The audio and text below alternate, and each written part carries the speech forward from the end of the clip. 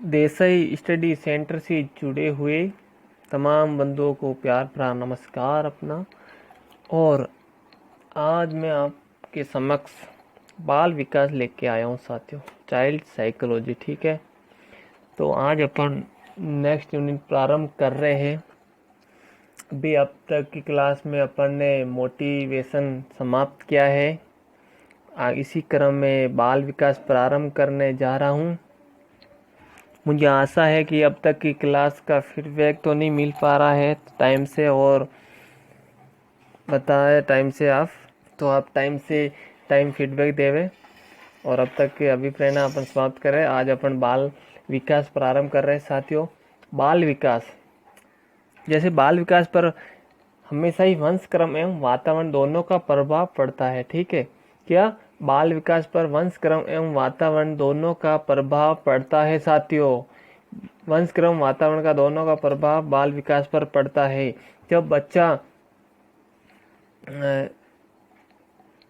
माँ के पेट में प्रारंभ होता है, जब तक जन्मता है उसका वंशक्रम पूरा विकास हो जाता है 9 महीने तक। 0 से 9 माह तक बच्चा माँ की कोख में है जब तक वंशक्रम होगा। लेकिन 9 महीने उपरांत वह प्राकृतिक पर धरती पर आता है, जन्म लेता है, तब वातावरण का प्रभाव पड़ना शुरू हो जाता है साथियों। तो इसकी बहुत ही अच्छी वुडवर्थ के अनुसार बहुत ही बाल विकास की बहुत ही अच्छी परिभाषा दी गई है। और कई परिभाषा की अपन बात करेंगे, जैसे जॉन डीवी हुए, सोरेनसन हुए, और वुडवर्थ के अनुसार बाल विकास वंशक्रम एवं वातावरण दोनों का गुणनफल है साथियों। क्या है? गुणनफल है। गुणनफल है लेकिन योगफल नहीं है साथियों। नोट करना, वुडवर्थ कह रहा है कि बाल विकास और वंशक्रम दोनों गुणनफल है बट योगफल नहीं है। अभिवृद्धि या एवं विकास। अभिवृद्धि क्या है, विकास क्या है, इस पे अपन चर्चा कर रहे हैं साथियों। ये अपने सिलेबस की पहली यूनिट थी। लेकिन कुछ अपन ने पहले वो जो इम्पोर्टेंट थे वो पे अपन ने चर्चा की थी। और पूरी साइकोलॉजी, चाइल्ड साइकोलॉजी, मनोविज्ञान इसके आधारित है और इसी लेवल के अनुसार आपको प्रश्न पूछे जाएंगे साथियों। तो अभिवृद्धि क्या है साथियों? बालक बालिकाओं की शारीरिक संरचना में होने वाला बाह्य परिवर्तन जिसका मापन संभव हो, अभिवृद्धि कहलाता है साथियों। एक बार फिर से सुनिएगा कि अभिवृद्धि बालक और बालिकाओं की शारीरिक संरचना में होने वाला जो बाह्य परिवर्तन है जिसका मापन संभव हो, वह अभिवृद्धि कहलाता है साथियों। क्या कहलाता है? अभिवृद्धि कहलाता है। जो भी बाह्य अपना में परिवर्तन हो रहा है, अपनी शरीर के ढांचा, शरीर की संरचना, हाथ पैर फेस, जो भी अपना परिवर्तित हो रहा है वो क्या बाह्य, उसका अपन मापन नहीं कर सकते हैं। ठीक है, इसे क्या कहेंगे? अभिवृद्धि कहलाता है साथियों, कहते हैं।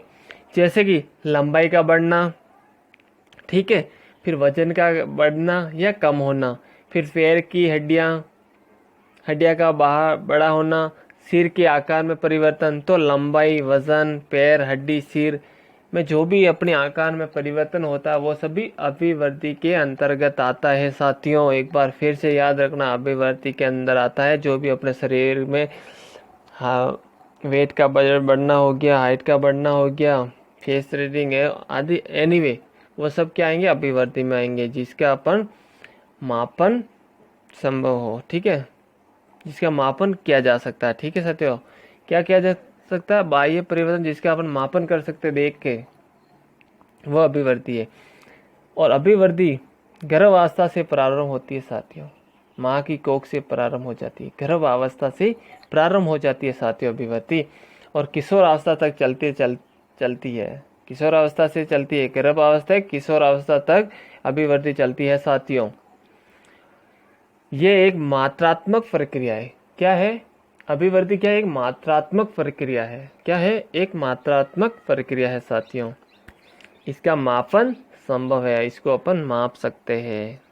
और अभिवृद्धि वंशक्रम से सर्वाधिक प्रभावित होती है। किससे प्रभावित होती है अभिवृद्धि? किससे सर्वाधिक प्रभावित होती है? तो वंशक्रम से प्रभावित होती है। ठीक है, जो निम्न मनोवैज्ञानिकों ने इसी क्रम में जो परिभाषा दी है बाल विकास जिसमें अभिवृद्धि को लेकर वो मैं आपके सामने साझा करना चाहूँगा। जैसे उसमें जॉन डीवी के अनुसार अभिवृद्धि स्वयं होती है। क्या होती है? जॉन डीवी कहता है कि अभिवृद्धि स्वयं होती है और उसे बाहर से लादा नहीं जा सकता।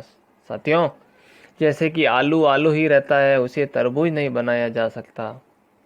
ठीक है, जैसा बीज बोएंगे वैसा ही फल पाएंगे। आम का फल, अगर अपन को आम खाना है, आम हो रहे हैं तो आम ही आएगा। लेकिन अपन आम का बीज बोकर अगर सेब की अपन इच्छा करते हैं तो सेब नहीं मिलेगा साथियों। उसी तरह जॉन डीवी के अनुसार उसने ये कहा था कि अभिवृद्धि स्वयं ही होती है, उसे बाहर से लादा नहीं जा सकता। क्या नहीं किया जा सकता? बाहर से लादा नहीं जा सकता। ठीक है। और सोरेनसन ने क्या कहा था? सोरेनसन ने ये कहा था कि बालक बालिका की शारीरिक संरचना में होने वाला जो बाह्य परिवर्तन है, क्या साथियों? सोरेनसन ने क्या कहा था कि बालक बालिकाओं की शारीरिक संरचना में होने वाला बाह्य परिवर्तन जिसका मापन संभव हो, जिसको अपन माप सकते हैं, उसे क्या कहेंगे? अभिवृद्धि कहेंगे साथियों। एक बार फिर से इसी क्रम में आगे जो आया है मनोवैज्ञानिक जो महोदय फ्रेग महोदय के अनुसार, फ्रेग महोदय ने एक बात कही थी कि कोशिकीय गुणांक वृद्धि है। क्या है? कोशिकीय क्या? गुणांक वृद्धि ही है अभिवृद्धि कहलाती है। कोशिकीय गुणांक वृद्धि ही अभिवृद्धि कहलाती है। ठीक है। फिर एक और महोदय आए मनोवैज्ञानिक, जिसे श्रीमती हरलॉक। क्या? श्रीमती हरलॉक आई और उसने बताया लंबाई का बढ़ना, वजन का बढ़ना, सिर के आकार में परिवर्तन अभिवृद्धि है साथियों। लंबाई, वजन, सिर का जो आकार में परिवर्तन देखने को अपन को मिलता है, परंतु इसका संयुक्त रूप विकास होता है। लंबाई, वजन, सिर, जो भी ऑलवेज डेवलपमेंट जो बालक में हो रहा है वो संयुक्त रूप से जो हो रहा है वो क्या कहलाएगा? विकास। तो इसी क्रम में ये सब लंबाई होगी, वजन हो गया, वेट हो गया, वो सब करने के बाद जो अपन में विकास देखने को मिलता है उसे अपन विकास कहते हैं। ठीक है। और एक पौंड, बालक जब माँ की कोख में आता है 1 पौंड से होता है, ऐसे 1 पौंड 2 पौंड करता रहता है। तो 1 पौंड में 453 ग्राम होते हैं। तो 7 जब बालक माँ के गर्भ से जन्म लेता है तो वह 7 पौंड का होता है, मतलब 2.5-3 किलो के लगभग होता है साथियों, जिसका वजन 50 सेंटीमीटर और 20 इंच तक होता है। ठीक है। बालक और धीरे धीरे बढ़ता है। तो अभी आगे अपन बात करते हैं, ये अपनी अभिवृद्धि विकास था, उसमें अपने अभिवृद्धि की बात की। और अभी अपन बात करने जा रहे हैं विकास। तो विकास क्या कहता है? विकास में क्या होता है? डेवलपमेंट से आप अभी प्रेरित ही है और आपने पहले सुन रखा है विकास क्या होता है। जो भी विकास होता है, विकास अपनों को निरंतर चलने वाली प्रक्रिया, जन्म से मृत्यु तक विकास होता है साथियों। जैसे कि बालक बालिकाओं की शारीरिक संरचना में होने वाला जो बाह्य और आंतरिक परिवर्तन जिसका मापन संभव न हो, विकास कहलाता है साथियों। जिसका मापन कर रहे थे तो वो क्या? अभिवृद्धि थी, और जिसका मापन नहीं कर सकते वो विकास है। ये बाह्य भी होता है और आंतरिक रूप से भी होता है। आंतरिक परिवर्तन जिसका मापन संभव न हो, विकास कहलाएगा साथियों। विकास की प्रक्रिया गर्भ अवस्था से प्रारंभ होकर वृद्धावस्था तक निरंतर चलती रहती है। क्या? मैंने पहले ही बताया कि विकास निरंतर चलने वाली प्रक्रिया है। तो विकास की प्रक्रिया गर्भ अवस्था से प्रारंभ होकर वृद्धावस्था तक निरंतर चलती रहती है साथियों, विकास कहलाता है। और यह एक गुणात्मक एवं आंशिक मात्रात्मक प्रक्रिया है। क्या है? गुणात्मक एवं आंशिक मात्रात्मक प्रक्रिया है।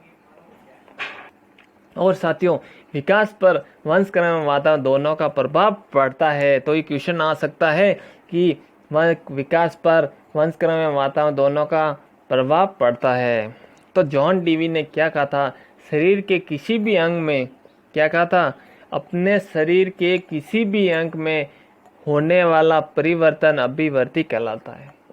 अपने शरीर के किसी भी अंग में होने वाला परिवर्तन अभिवृद्धि कहलाता है, परंतु समय के प्रभाव से होने वाला परिवर्तन विकास कहलाता है। क्या कह रहा है? जो शरीर के अंगों में जो परिवर्तन हो रहा है वो अभिवृद्धि है, लेकिन जो समय के साथ साथ प्रभावित हो रहे वो क्या कहलाएगा? विकास कहलाएगा। जैसे कि उदाहरण देता हूँ आपको, जैसे कि किसी पेड़ का बड़ा होना अभिवृद्धि कहलाता है, परंतु फल का लगना विकास है। क्या? पेड़ बीज लेके आए, बीज पौधा होना, बड़ा हुआ, पेड़ बना, पेड़ के फिर फूल आए, फूल से फिर फल आए, फिर क्या हुआ? विकास। वृद्धि क्या थी? बड़ा होना, लेकिन फल आना क्या है? उसका विकास हुआ साथियों। और आगे इसी क्रम में हर लोग के अनुसार विकास की परिभाषा देते हुए उसने कहा था कि विकास में बालक नवीन वस्तुओं को प्रस्तुति करता है। बालक विकास से नवीन वस्तुओं को प्रस्तुतित करता है। और ब्रेनर और जीन पियाजे ने मिलकर कहा कि छात्र छात्रा विकास की किसी भी अवस्था में कुछ भी सिखाया जा सकता है, कि छात्रों को विकास की किसी भी अवस्था में कुछ भी सिखाया जा सकता है, कुछ भी सिखा सकते हैं अपन। और मुनरो के अनुसार विकास गर्भावस्था से परिपक्वता की ओर अग्रसर करने वाली प्रक्रिया है साथियों। गर्भावस्था से परिपक्वता यानी किसी काम में संपूर्ण रूप से करना परिपक्वता कहलाता है। ठीक है, तो अग्रसर है, क्या कह रहा है? गर्भावस्था से परिपक्वता की ओर अग्रसर करने वाली प्रक्रिया ही विकास कहलाता है साथियों। और वृद्धि विकास एक समाहित है। क्या है? वृद्धि विकास का एक समाहित है और विकास वृद्धि में समाहित है, दोनों अलग अलग नहीं है साथियों। तो अभिवृद्धि एवं विकास में अंतर क्या है?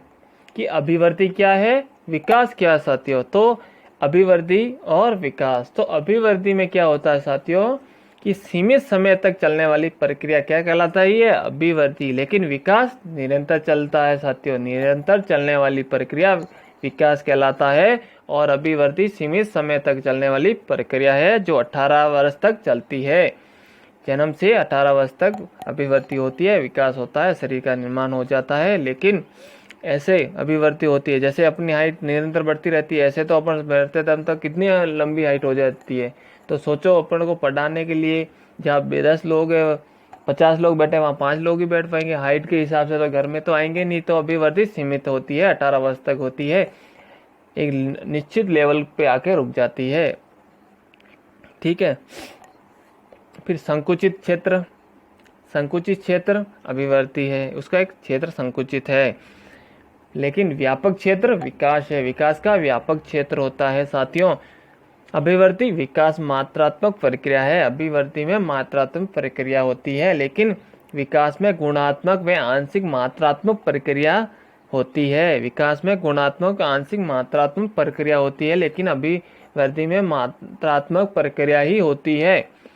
और अभिवृद्धि का मापन संभव है साथियों। क्या है? पहले ही बताया था, मापन संभव है। अभिवृद्धि का मापन संभव है, लेकिन विकास का मापन संभव नहीं है। विकास को अपन माप नहीं सकते, अभिवृद्धि को माप सकते हैं। फिर अभिवृद्धि रचनात्मक कार्य है। क्या है? एक रचनात्मक कार्य है। और विकास रचनात्मक एवं विनाशात्मक कार्य है, विनाशात्मक कार्य भी है विकास। अभिवृद्धि शारीरिक अंगों में परिवर्तन से संबंधित है। शरीर के अंगों में परिवर्तन से संबंधित है अभिवृद्धि। अभिवृद्धि में शरीर के अंग में बदलाव होता है, लेकिन विकास संपूर्ण शरीर में परिवर्तन से संबंधित है। ठीक है, और अभिवृद्धि क्या है? एक मुख्य है और विकास बहुमुखी प्रक्रिया है साथियों। और अभिवृद्धि को से अपन भविष्यवाणी नहीं कर सकते, भविष्यवाणी संभव नहीं। अभिवृद्धि में अपन भविष्यवाणी नहीं कर सकते, लेकिन विकास देखकर अपन क्या कर सकते हैं? भविष्यवाणी कर सकते हैं। और विकास क्रमिक होगा। क्या होगा? विकास क्रमिक होगा और समन्वयगत से संबंधित है। ठीक है साथियों, तो भविष्यवाणी कैसे कर सकते हैं? तो अपन छात्र के कार्य को देखकर, छात्र की भाषा को देखकर, बोलने का स्टाइल, उसके बोलने का व्यक्तित्व देखकर, बोलने का कैसा टेक्निक, कम्युनिकेशन कैसा है, सहसंबंध कैसा है, फिर शिक्षा की उपलब्धि देखकर विकास में अपन भविष्यवाणी कर सकते हैं कि ये आगे जाकर ये बंदा ये करेगा, तो ये विकास है। लेकिन अभिवृद्धि में अपन भविष्यवाणी नहीं कर सकते हैं साथियों। फिर अभी अपने अभिवृद्धि एवं विकास में अंतर पड़ा। फिर विकास के प्रमुख परिवर्तन क्या है? क्या? आयाम परिवर्तन या प्रकार। विकास के प्रमुख परिवर्तन क्या है? ये परिवर्तन विकास के 4 प्रकार बताए गए हैं साथियों। क्या परिवर्तन 4 प्रकार से होते हैं? आयु के अनुसार होता है, ठीक है, अनुपात के अनुसार होता है, नवीन चिन्हों का उदय होता है। जैसे विकास में 4 कौन कौन से आकार में परिवर्तन होता है साथियों? लंबाई का बढ़ना है, क्या लंबाई का बढ़ना है, ये क्या आकार में परिवर्तन हो गया। अनुपात में परिवर्तन, धड़ के साथ साथ हाथ पैरों का भी बढ़ना अनुपात में परिवर्तन है साथियों। आपको पता ही है हमेशा सिर से पैर की ओर होता है, आपको ज्ञात ही है। और तीसरा पुराने चिन्हों का लोप, दूध के दांत का गिरना, ठीक है, और नवीन चिन्हों का उदय, नए दांत का निकलना। फिर आगे बात करें इसी क्रम में तो विकास के प्रमुख आयाम, विकास के प्रमुख आयाम या प्रकार 7 प्रकार के बताए गए हैं साथियों। मतलब ये कहा जा सकता है छात्र का 5 वर्ष तक 90% विकास संपूर्ण हो जाता है, ठीक है। कितने? 5 वर्ष तक बच्चे का 90% विकास समाप्त हो जाता है। और मानसिक विकास से आशय, विकास का प्रमुख आयाम में पहला मानसिक विकास से आशय, यानी मानसिक विकास कैसे होता है साथियों? तो मानसिक विकास ये योग्यता है जिसके माध्यम से व्यक्ति अपनी समस्याओं का समाधान कर वातावरण का शिकार होने से बचता है, ठीक है। अपनी मानसिक विकास ये योग्यता है जिसके माध्यम से व्यक्ति अपनी समस्याओं का समाधान कर और वातावरण का शिकार होने से बचता है साथियों। फिर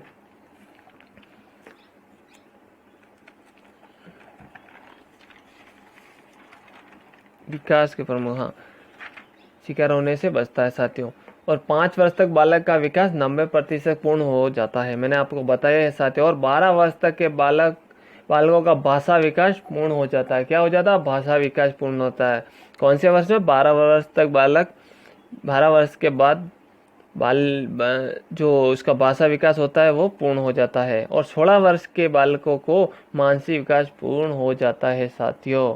क्या? मानसिक विकास का समाप्त कब? 16 वर्ष के बालकों को मानसिक विकास पूर्ण हो जाता है साथियों। फिर गुड एनएफ के अनुसार, गुड एनएफ ने यह कहा था कि छात्र छात्राओं में जितना भी मानसिक विकास होता है उसका आधा विकास प्रारंभ के 3 वर्ष में हो जाता है। क्या? जितना भी विकास, मानसिक विकास का पूरे जीवन में होने वाला उसका 3 वर्ष में पूरा हो जाता है। और 16 वर्ष तक के बालकों का मानसिक विकास पूर्ण रूप से समाप्त हो जाता है, ठीक है। और थार्डनाइट ने क्या कहा था कि 3 से 6 वर्ष के बालक प्राय अर्ध सपने की दशा में रहते हैं। मतलब 3 से 6 वर्ष की आयु में बच्चे सपने देखते हैं, सपनों के शौकीन होते हैं साथियों, ये थार्डनाइट का मानना था। फिर आगे अपन बात करें विकास की प्रक्रिया क्या है। क्या? विकास की प्रक्रिया क्या है, तो अपन ये नेक्स्ट क्लास में बात करेंगे साथियों, ठीक है। धन्यवाद। लाइक और शेयर जरूर करें और फीडबैक दोस्तों ज़रूर दें, जिससे कि मुझे भी पता चले कि मैं जो पढ़ा रहा हूँ आप कितने प्रभावित हो रहे हैं, कितना आप ग्रहण कर रहे हैं, और मुझ में क्या कमी रहेगी वो भी मुझे पता चले। मैं भी पूरी उसको संपूर्ण से संपूर्ण आपको पूरी इतनी अच्छी साइकोलॉजी पढ़ा रहा हूँ जिसमें नेट क्लियर कर सकते हो आप, CTET क्लियर कर सकते हो, रीट क्लियर कर सकते हो। फर्स्ट और सेकंड लेवल दोनों का पढ़ा रहा हूँ साथियों। एक बार फिर से कहूँगा, फर्स्ट और सेकंड लेवल दोनों रीट में जो फॉर्म भरेंगे साथी, उन सब के लिए भी ये मनोविज्ञान बहुत ही एक, और अगर आपका मनोविज्ञान पूरा हो गया तो आप अन्य सब्जेक्ट को तो भूल ही जाओ। आपको राजस्थान में शिक्षक बनने से कोई नहीं रोक सकता। तो ये CTET में आ रहा नेट का जो आप जिन साथियों ने फॉर्म भरा वो भी ध्यान से पढ़े। ये बहुत ही अच्छा चैप्टर है मनोविज्ञान, आपके अप्लाई साइकोलॉजी है साथियों, आपके जीवन से जोड़ के पढ़ा रहा हूँ, ठीक है। तो आप ऐसे इसी वे में ना ले कि मनोविज्ञान में क्या एक सब्जेक्ट में अच्छी महारती प्राप्त करने से नहीं, लेकिन मनोविज्ञान में शिक्षण विद्या जो है सब सब्जेक्ट में आएंगे। जैसे फर्स्ट लेवल में 5 पेपर होंगे साथियों, आपको ज्ञात होगा, तो जिसमें पहला मनोविज्ञान है, हिंदी है, फिर सेकंड लैंग्वेज आएगी जिसमें इंग्लिश या संस्कृत जो भी आप लेना चाहे, अलग अलग राज्यों के, जैसे गुजरात हो गया, अलग अलग गुजराती, ठीक है। फिर आता है मैथमेटिक्स, फिर आता है अपने EVS, इनरोलमेंट, तो अलग अलग इसके हैं, जिसमें से मनोविज्ञान में शैक्षणिक जो अपने हैं टीचिंग मेथड, वो अगर आपने मनोविज्ञान अच्छे पढ़ ली तो आपके 45 नंबर कोई आपकी जेब में ही है। और हर यूनिट, ये अभी जो बाल विकास हमने प्रारंभ किया है ये 6 नंबर की है, और शिक्षण विद्या सब सब्जेक्ट की मिलाए तो 45 से 60 नंबर की शिक्षण विद्या आती है 150 में से। ठीक है, तो आप ज़्यादा तो नहीं कहूँगा, आप मनोविज्ञान से काफ़ी अच्छे से जुड़ जाए, और जहाँ कमी है क्वेश्चन लेके आए और हमें मुझे भी बताया कि सर आप ये पढ़ो, और हमें जितनी मेरा पूरा प्रयास कर रहा हूँ साथियों, और भावी जी सर इतना टाइम निकाल के आप तक ये क्लासे पहुँचा रहे हैं, तो हम ये चाहते हैं साथियों कि आप भी हमें कंधा मिला के चलो साथियों। धन्यवाद। और नेक्स्ट क्लास में अपन मानसिक विकास की प्रक्रिया प्रारंभ करने जा रहे हैं, जो बहुत ही इम्पोर्टेंट है। इसी यूनिट में से एक बार फिर बता रहा हूँ साथियों, जिसमें अपने आपको पता है बाल विकास हमने प्रारंभ किया, इसमें आप पढ़ेंगे वृद्धि और विकास का संकल्पना और विकास के सिद्धांत पढ़ेंगे। आयाम तक आप आज अपने पढ़ा है। फिर विकास को प्रभावित करने वाले तत्व ये पढ़ेंगे, कारक पढ़ेंगे, विशेषकर परिवार एवं विद्यालय के संदर्भ में साथियों। ठीक है, एवं अधिगम से उनका संबंध। फिर वंशक्रम वातावरण की भूमिका जो मैंने आपको पढ़ा दिया है साथियों, ये जो मैंने बताया ये 6 नंबर का है। अगर ये आप यूनिट पूरी कर देते हो तो 6 नंबर आपके पास है। और शिक्षण विधि में जैसे कि ऑल सब्जेक्ट में आकलन है, मापन मूल्यांकन है, ठीक है, सतत समग्र मूल्यांकन जो CCE वो है, रूपरेखा जो शिक्षण अधिगम की प्रक्रिया राष्ट्रीय पाठ्यचर्या रूपरेखा पढ़ेंगे। तो क्रियान्वयन अनुसंधान और शिक्षा अधिकार अधिनियम 2009 अध्यायों की भूमिका एवं दायित्व, तो ये आपको 45 नंबर के आएंगे। ठीक है साथियों, ये थोड़ी सी जानकारी थी तो मैंने चाहा कि आप तक पहुंचाऊं, जिससे आप प्रेरित होंगे और ज़्यादातर मनोविज्ञान की तरफ फोकस करेंगे। वैसे सब सब्जेक्ट 30-30 नंबर के ही आएंगे, लेकिन मनोविज्ञान एक ऐसा सब्जेक्ट है जिसमें टीचिंग मेथड, एक बार फिर से कह रहा हूँ, 45 से 60 नंबर आपकी हाथ में है साथियों, अगर मनोविज्ञान को आपने अच्छी तरीके से पढ़ लिया और सुन लिया तो। धन्यवाद साथियों।